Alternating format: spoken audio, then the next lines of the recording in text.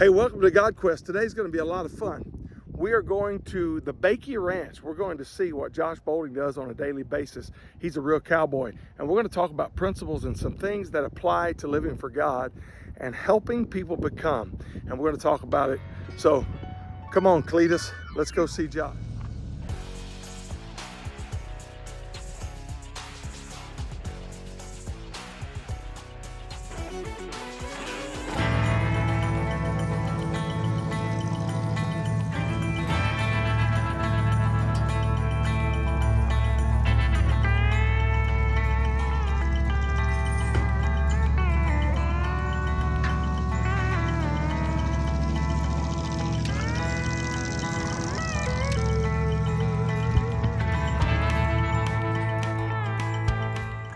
I'm here this morning early at the Bakey Ranch in Elk Grove, California. This is one of the top cutting horse training facilities in our part of the country. And this is one of the arenas where they train.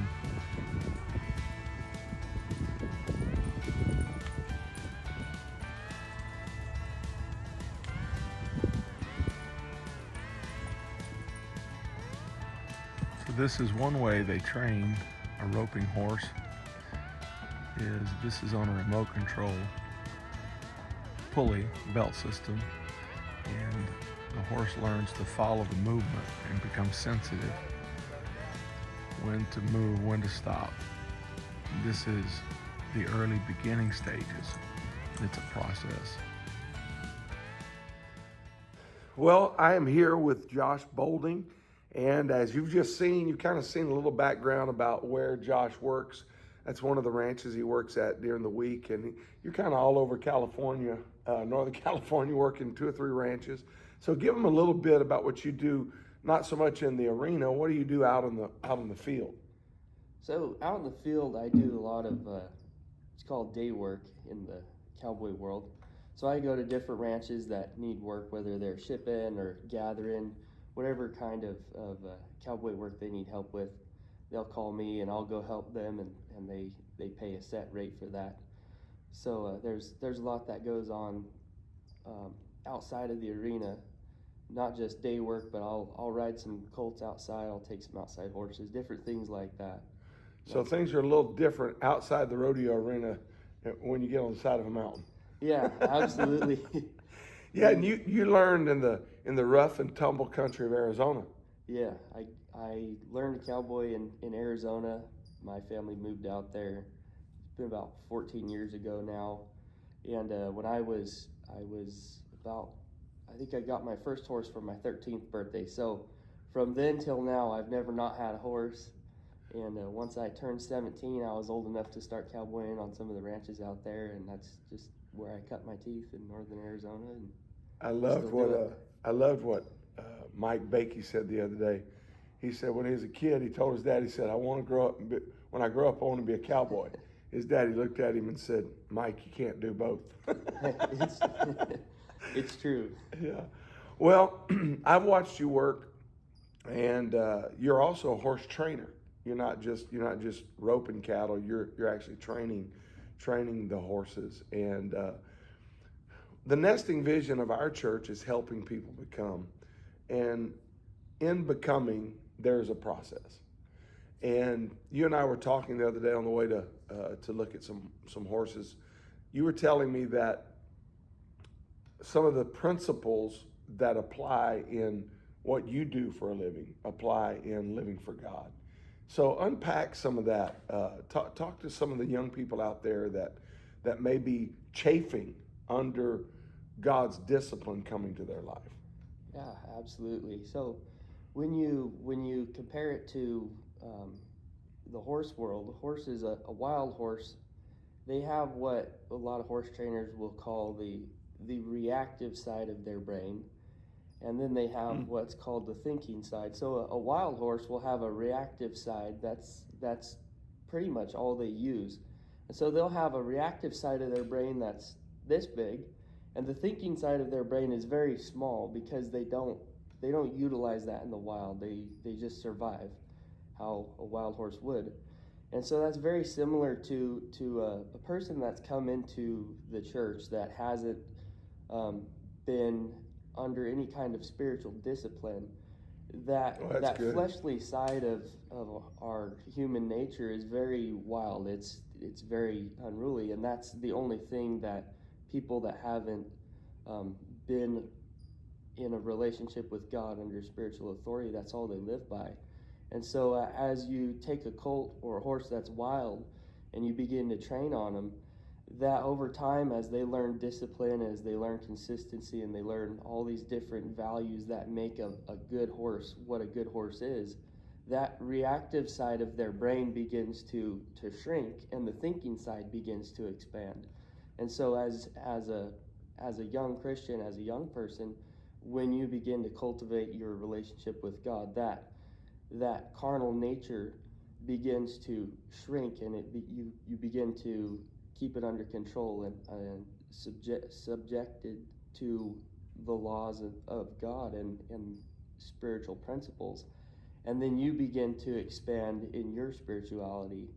And so that's really the main thing. Like with a wild horse, that's the main hurdle that you experience. Once they learn to control that reactive side, and they learn to think through things, not just to react and try and run off to escape a predator or something like that, then you really begin to make a lot of traction very quickly. And some horses, that's a little tougher to get through than others, but that's the main I think it's the same way with people. Yeah, for sure.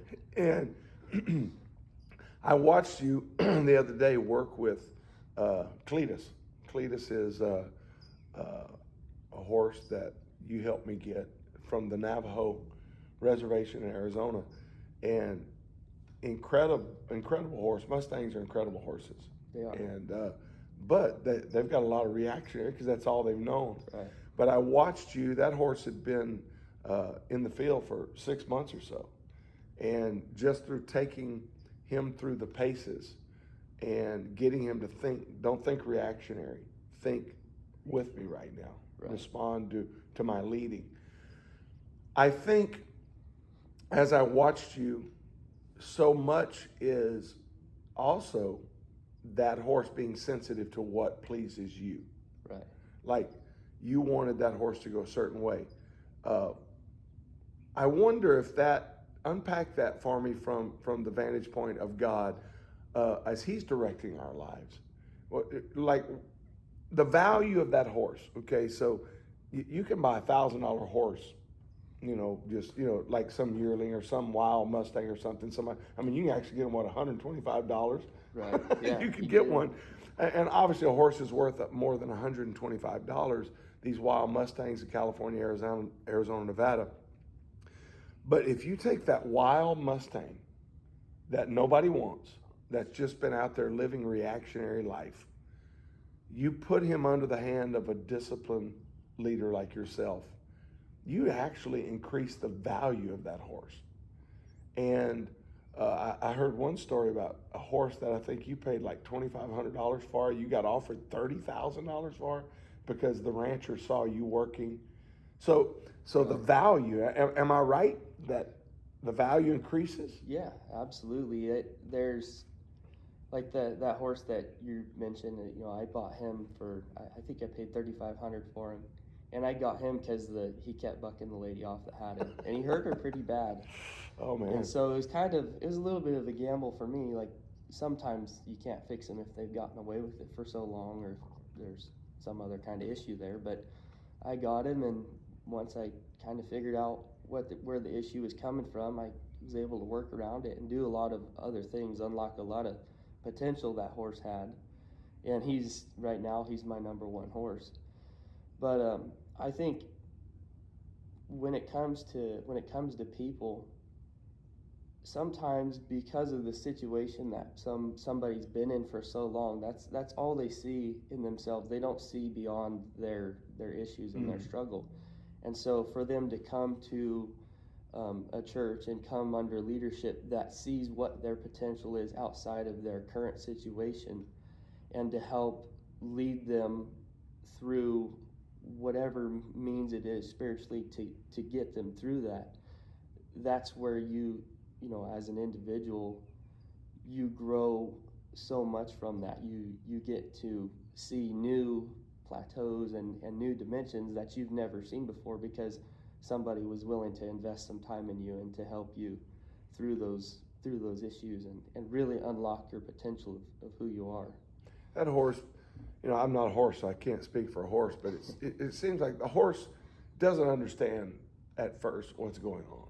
Like, why is he making me feel this pressure? Right.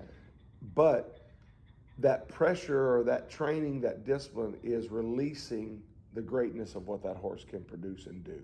Right. And so oftentimes in our walk with God, God puts pressure on us. God puts us through situations. God puts us through disciplines that we don't understand. We may not even like, that make us uncomfortable. Right. But if we will trust the process and learn to yield to his hand, yield to the hand of God, it's going to help us become greater. I think that there's a lot in this. And I would like, Josh, for you to be a regular on GodQuest, because there's a lot of intrigue there. But I see some incredible things related to daily discipline, the daily issues, the daily grind that is actually producing greatness. I'd like you to come back at some point and talk about this. But today, just wrap up. Any last thoughts you have for a young man out there that's wanting to become great? What would you suggest to them? They want to do something for God. They want to be great. What would you say to them? I think the most important thing is having some work ethics. Okay. That will get you a long ways. Work ethics, not just in a physical sense, but spiritual work ethics. That's very important. How you cultivate your relationship with God, it takes work. It doesn't just happen. None of that stuff just happens. Whether you want to learn to be effective as an altar worker, any of those kinds of things, if you have solid work ethics where you're cultivating all of those different sides of what are important in ministry, what are important in a Christian life, that'll get you a long ways. And something that I was taught in the horse training world that applies very directly is there's a lot of people that have a lot of talent, but hard work will beat talent 10 times out of 10, because talented people, it comes easily. It comes easy for them. Maybe somebody that is just better with words, or better at conveying a thought to somebody, is going to have an easier time learning some of those disciplines. But if you are a hard worker and you have discipline and you have good work ethics and you stick with it, you're going to be more successful than someone that's talented. And I think that applies a lot spiritually. I mean, there's some people where it's easier for them to interact with other people. But if you have a burning desire to do something for God and you cultivate that and you have good work ethics that not just on Sunday morning, Sunday night, Tuesday night, that go beyond that, you're going to be successful in whatever ministry God's called you to be in. Well, I think you can see why I wanted to talk with Josh. There's a lot of insight that he's learned on the back of a horse on the side of a mountain and in some round pens. So this is going to be a lot of fun as we move forward. And remember, we're all in this thing together. We're trying to find the will of God and do the work of God in our own sphere, in the world where God placed us.